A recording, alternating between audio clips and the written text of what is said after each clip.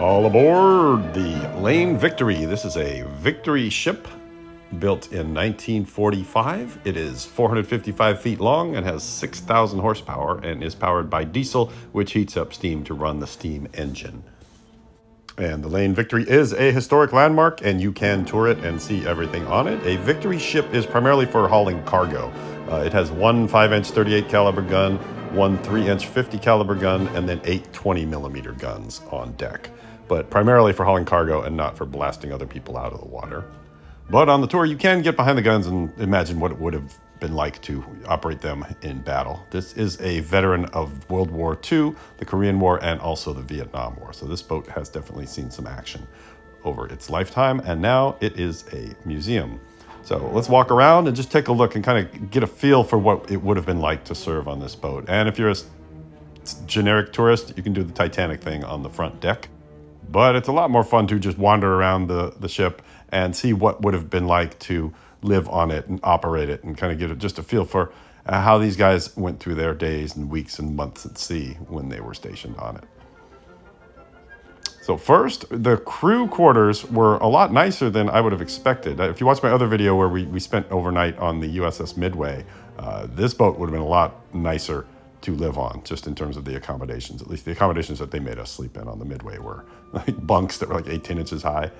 But in here, there's quite a lot of space for they had meeting rooms and good sized cabins. Now this is for the crew. So if you're on the crew versus being the gunners, they have different quarters for different levels of people. Here we are on the cabin deck. What year is it? There we go. It's 1948. So it's like a window back in time. And then this is where the gunners stayed. So the people who were running the guns, you can see they're bunks 3 high, but they still have a pretty spacious cabin to sit in here. And they've got the 1940s version of the internet there, which was Life magazine and an AM radio. So all the entertainment you would ever need there when you're in there with 3 other guys in your bunk. And the bathrooms, the lights were out in the bathrooms, but there were showers and toilets in there, and it looked reasonably livable. And here's a look at the sick bay. So if you were to get sick, they do have hospital quarters there where they can give you some old-timey medicine, which they have there on that tray. And if we move over to the galley, you can see they've got actual ceramic dishes there in containers that keep them from falling on the ground when the ship gets into the rough stuff. And it's pretty standard kitchen. Everything you would need to make the most delicious food on Earth, hopefully. I don't know if the Navy was famous for making good food or not. There is a modern microwave and a crock pot there from the current era. There's some Tums, just in case the food is not up to your standards. And this would be one of the dining rooms. So you got a long table, some napkin dispensers. I'm sure there's an AM radio. And then there you go. Bacon, potatoes, eggs, and smokes is on the menu. Don't forget your smokes. This is another dining room, and you've got your ancient wooden chairs and your internet of the 40s, the AM radio. And walking around the ship, I like to look at all the little details and just imagining being the guy who has to wire all this stuff up and make everything work. Being the ship's electrical/IT guy would have kept you busy, I'm sure. And if we follow those wires to the radio room, KECW in the morning. You can see this is the communications center with all of your most up-to-date 1940s stuff. Switches and dials and your radio telegraph transmitter. And of course your typewriter. So you can type whatever it is they're saying to you and bring it up to the captain. Now, if we're going to take it to the bridge now, they keep the bridge locked. So you'll have to ask one of the volunteers to let you in, and they're happy to do it. So if you want to get into the bridge or the engine room, you've got to ask them to unlock it. There's the captain's chair there and the big old SpongeBob steering wheel. And then from the most modern era, there's a little bit of electronic equipment there that is not from the 40s. There's all of your flags. So depending on what kind of flag you want to fly, you've got your whole collection there. And obviously, I'm not a naval expert. I expect half the comments on this video to be people telling me I said something wrong or didn't know the name of something, and that's totally fine. I'm just looking around and kind of marveling at how they did all this stuff, whatever, almost 100 years ago. how it was all designed and how they got everything to work. It's really neat to just be inside of this giant machine full of all of these sensors and indicators, and imagining that they could travel all around the world on this thing, screaming into that pipe to the engine room, "Give it more gas, Captain," whatever you say to the man in the engine room. And then if we step into the back of the bridge, the room behind it is the chart room. And there is a fathometer and a phone that you use with a crank and a modern landline there. What is a fathometer? Is that what Maury Povich uses to find out who the father is? No, there's a definition from the museum downstairs. They have a museum. So it's basically a sonar that tells you how deep you are. And of course, there are maps back here. So this is where your navigator would figure out where you're going and what you're doing, and log it all in the logbook. So there's a history of your travels.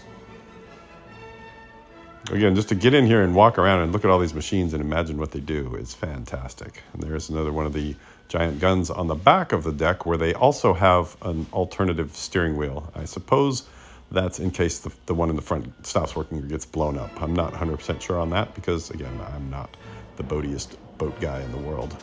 But if you are an expert on the Victory class of ships, let me know what the steering wheel is for, if it is, in fact, to be used in case the one in front does not work.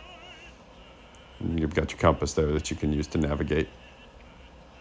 And now let's go down to the engine room, which is locked. But again, you can ask one of the volunteers to take you in and give you a tour. HP turbine, an LP turbine, combined to one gigantic gearbox that runs a shaft of 150 feet. And the shaft turns at 100 RPM.